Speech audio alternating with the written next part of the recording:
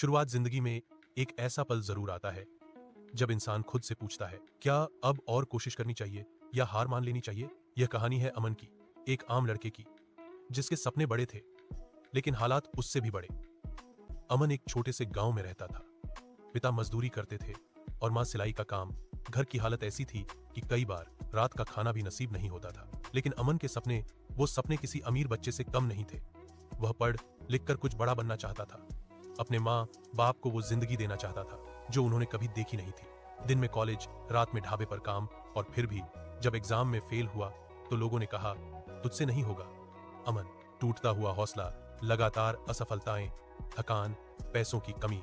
एक रात अमन छत पर बैठा था, आंखों में आंसू थे और दिल में एक ही सवाल, क्या मैं वाकई निकम्मा हूं। उसने फैसला कर लिया, अब पढ़ाई छोड़ देगा, अब सपने देखना बंद करेगा। उसी वक्त उसके पिता आए और बिना कुछ कहे अमन के पास बैठ गए।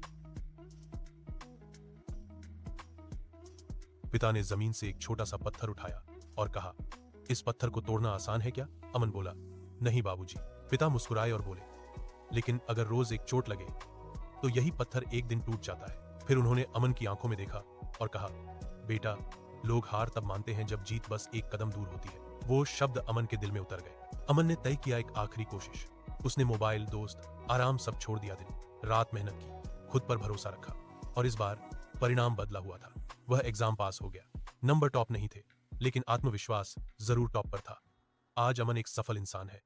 उसकी सबसे बड़ी जीत डिग्री नहीं, हार न मानने का फैसला था।